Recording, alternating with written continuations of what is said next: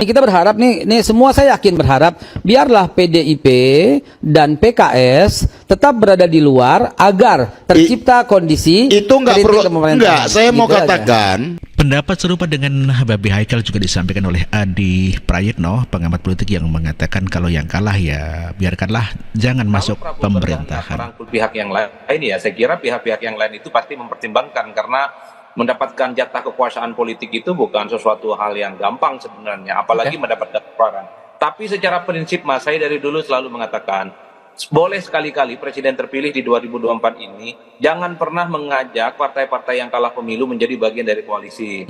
Itu yang saya sebut, ini reward and punishment. Yang kalah berkuasa, maksud saya yang menang berkuasa, yang kalah itu menikmati indahnya jadi oposisi di luar, supaya pemilu itu ada gunanya, supaya pemilu itu ada serius-serius dan semangatnya. Kalau yang kalah juga dirangkul, menganggap pemilu ini jadinya main-main, toh ujung-ujungnya kalaupun toh kalah, hasil pilpres akan dapat jatah menteri, jatah kekuasaan, dan bisa dirangkul. Bagi saya, pemilu ini akan menjadi ajang yang hanya sebatas sharing power. Tentu saja ini akan membodohi masyarakat kita di masa yang akan datang. Adi Prayitno juga mengomentari sikap PDIP dan PKS yang malu-malu tapi mau bila bergabung dengan Prabowo Gibran untuk masuk di dalam Kabinet Indonesia Maju. Dan pada saat yang bersamaan ya, saya belum mendengarkan statement yang tegas, khususnya dari PKS. Kalau memang tegas ingin jadi oposisi di 2024 ini, apapun yang terjadi di MK, putusan akhirnya PKS akan tetap istiqomah, tegak lurus menjadi oposisi atau di luar kekuasaan. Itu tidak pernah kita dengar. Tapi kan Bang Pipin ngayun statement-statementnya, ada kemungkinan, ada pertimbangan, karena 10 tahun tempat bekerja sama. Dan apalagi disampaikan oleh Bang Habib, ada doa-doa PKS yang kemudian terjawab di 2024. Betul. Bang Deddy juga begitu. Bang Deddy juga tidak terlampau agresif seperti sebelumnya, mengatakan bahwa apapun yang terjadi di MK, PDIP akan terus istiqomah berada di luar kekuasaan, memperkuat demokrasi menjadi oposisi. Ini harus diralat. Sebenarnya itu yang sebenarnya ingin kita tunggu. Kalau Adi Prayitno mengomentari daripada ya kader-kader PKS yang kelihatannya tidak begitu garang untuk menyerang ataupun tetap tegas menjadi oposisi.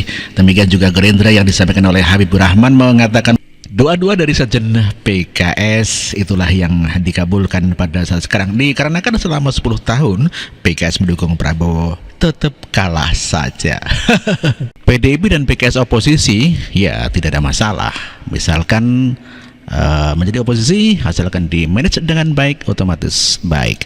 Misalnya katakanlah PDIP dan PKS ini mengambil jalur oposisi, saya kira tidak kalah terhormat. Asal bisa diorganize dengan baik, bisa dimaintenance dengan baik. Saya kira kalau untuk kepentingan elektoral ke depan justru akan memantik simpati publik yang lebih kuat lagi.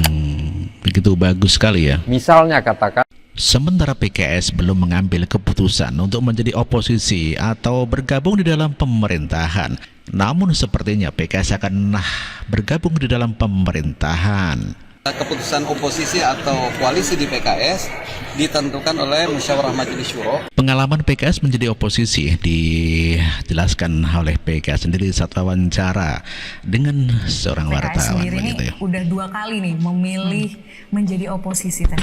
Kenapa teh? Apa alasannya teh?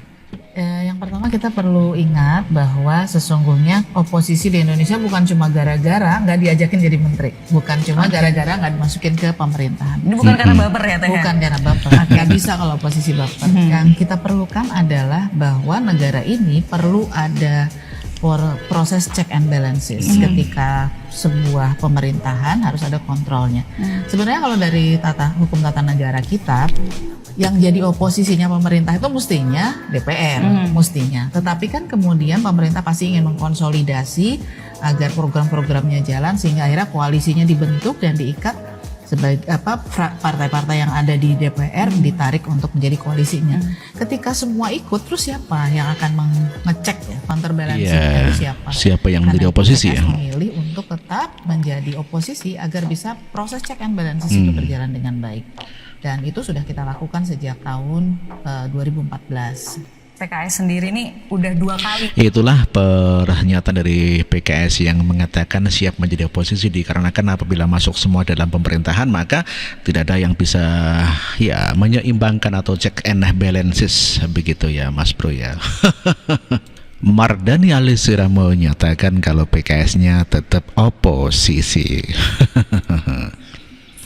Kalau saya oposisi. Oposisi. Sehat. Oposisi apa koalisi?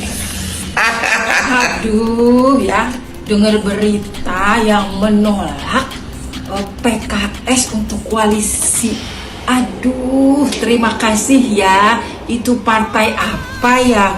Nggak lulus PT gitu loh. Takut disaingi ya, Masya Allah, tabarakallah, 0, sekian loh. Proposalnya kita sama Mas Anies beda dan visinya beda. Kalau saya oposisi, sehat kok. Sekalian kita jaga pemerintah biar betul-betul bekerja buat rakyat. Kasih. Dukung. Itulah kesombongan kader PKS yang mengatakan bahwa tetap oposisi dan mengatakan kalau ada partai yang tidak dikenal yang mestinya partai Gelora begitu ya, yang dikatakan partai apa sih yang menolak PKS bergabung. Kelihatannya sombong banget si ibu ini ya. Ya namanya juga kader PKS. Anies Baswedan juga menilai bahwa oposisi juga baik ya untuk penyeimbang pemerintah ya. Karena itu oposisi itu penting dan sama-sama terhormat. Sayangnya tidak semua orang tahan untuk berada menjadi oposisi. Oke? Emang ada oposisi yang kuat? Ada dong, PKS. Sini. Tonton sampai selesai ya. PKS memperjuangkan sehat, murah, dan mudah dengan menolak kenaikan iuran BPJS kelas 3.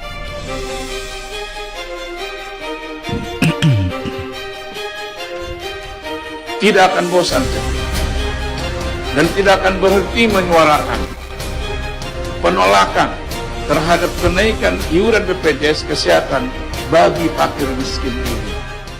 PKS menyuarakan nasib rakyat dengan menolak kenaikan BBM. Karenanya, dengan ini kami, fraksi PKS, menyatakan walk out dari forum ini. Demikian, terima kasih.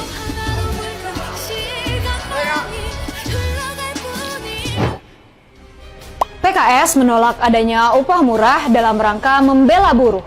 Karena itu, maka sejak awal, fraksi PKS DPR RI menolak dengan tegas dan lantang undang-undang Omnibus Law Cipta Kerja. Ini buruh. PKS membela jamaah dengan menolak kenaikan biaya haji. Mana mereka mengumpulkan uang sedikit demi sedikit untuk bisa mendaftar haji. Sementara jika mereka terpaksa harus menambah jumlah pembayaran hingga 2 kali lipat, maka akan sangat memberatkan jamaah. Untuk itu, fraksi PKS menolak penetapan BPIH sebesar 93.410.000. Bentuk kepedulian PKS terhadap perempuan ditunjukkan dengan kuota 30% keterwakilan caleg perempuan.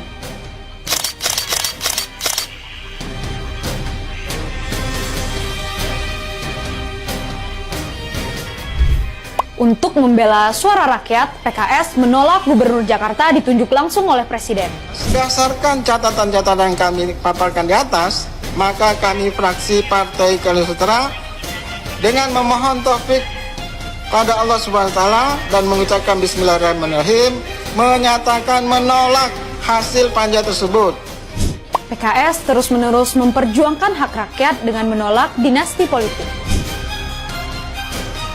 Insya Allah kita jaga Pilpres tetap adil walaupun ada anak presiden yang ikut.